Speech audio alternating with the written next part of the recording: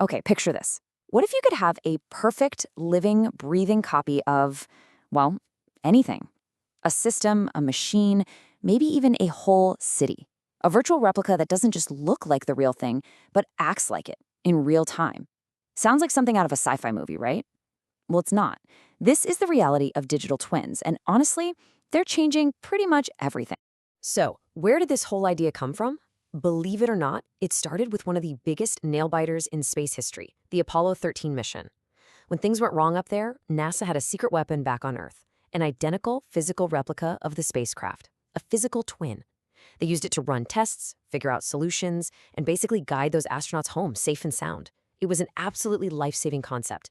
And today, we've taken that same principle and given it a massive digital upgrade. It's become this virtual safety net for, everything from the car you drive to the power grid that keeps our lights. Right about now, you're probably thinking, okay, hold on. Isn't this just a fancy 3D model? And that's a fair question, but the answer is a big, emphatic no. The difference is huge. It's like the difference between a static photograph and a live video stream. And it all boils down to one absolutely critical thing: a live, unbreakable connection to reality. To really get it, let's look at the official international standard. I know, sounds a bit dry, but stick with me. It calls it a digital representation of a target entity, which can be anything: a jet engine, a building, even a human heart. But the magic words here are data connections that create convergence. Just think of it like a perfectly synchronized dance. The real-world object and its digital twin are partners, and whatever one does, the other mirrors it instantly. They're always in sync. So this is really the heart of it. A 3D model is just a snapshot. It's a one-way street. A digital twin, on the other hand, is a living copy with a two-way data flow. So imagine a digital twin of a wind turbine. The real turbine is out in a field, and it's sending data, wind speed, rotation, temperature, to its twin. The twin, which has all this AI brain power, analyzes that data and sends a command back saying, hey, adjust your angle by 2 degrees for maximum efficiency. It's a constant conversation. That's why it's not about what it looks like, but how it's performing right now. Okay, so we know what it is. Now for the really cool part. How do you actually build one of these things? Let's pop the hood and take a look at the engine room. You can think of it like building a digital superhero. Step 1, you create its body. That's the detailed virtual model. Step 2, you give it senses. All those little IoT sensors out in the real world collecting a constant stream of live data. Step 3, you give it a brain. That's the AI and machine learning that can make sense of it all. And finally, step 4, you give it its superpower: the ability to use all that info to see into the future, simulating what-if scenarios and spotting problems before they even happen. All right, let's get out of the theory and on to the front lines. This isn't just some concept sitting on a whiteboard. It is a game-changing force that is already delivering some pretty mind-blowing results across whole industries. And where better to start than with a company that completely flipped the auto industry on its head. Yeah, you guessed it, we're talking about Tesla. See, when Tesla sells you a car, they're also creating a living digital twin of it that exists for the car's entire life. Your car is basically a moving data collection platform, always feeding information back to its virtual copy. And what does that mean for you, the driver? It means your car actually gets better over time through software updates sent over the air. I mean, that was totally unthinkable a decade ago. It changes everything about ownership. And the scale here, it's just staggering. Okay, so let's zoom out.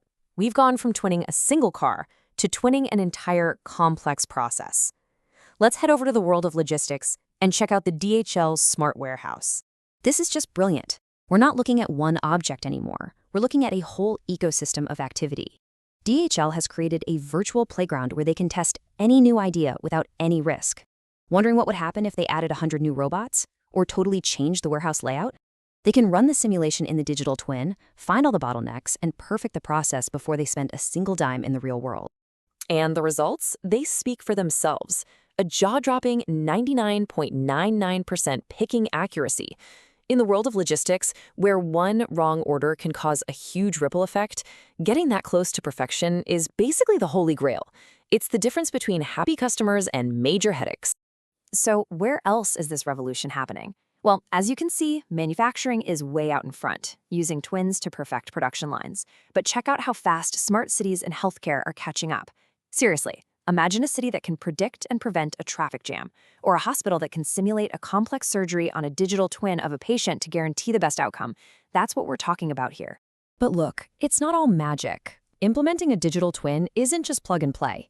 If you want to unlock its real power, there are a couple of pretty big hurdles you've got to clear first. First up is data. It's everything. A digital twin is only as smart as the information it gets. If the data from your sensors is off, or if pulling it from older legacy systems is a mess, then the twin's predictions are going to be worthless. The old saying is truer than ever here. Garbage in, garbage out. Getting data management right is the absolute foundation. The second big challenge is cybersecurity. As soon as you connect the digital world to the physical one, you're essentially creating a bunch of new digital doors and windows for hackers to try and break through. And if they get in, they could potentially control a real-world factory, a power grid, or a fleet of vehicles. The stakes are incredibly high. So how do you defend against that? Well, you have to build a digital fortress. The first rule is zero trust. Think of it like a security guard who checks everyone's ID every single time they move to a new room. No exceptions. Then, you harden the endpoints, making every single sensor and device as tough to crack as possible. And finally, you use a secret code, strong encryption, so that even if someone manages to grab your data, they won't be able to read a single bit of it. All right, let's bring this home. In our last section, let's look at how this technology is evolving, from just being a really powerful tool into something way more fundamental. Now, this is the big idea I want to leave you with. We are witnessing a massive shift. The digital twin isn't just a tool in the toolbox anymore. It's becoming the toolbox itself. It's the new dashboard, the new remote control. It's becoming the core data-driven operating system for the real world. And that leads us to one last really big question. We started this journey with a physical twin to rescue one single spacecraft. Now we have digital twins for cars, factories, and entire cities.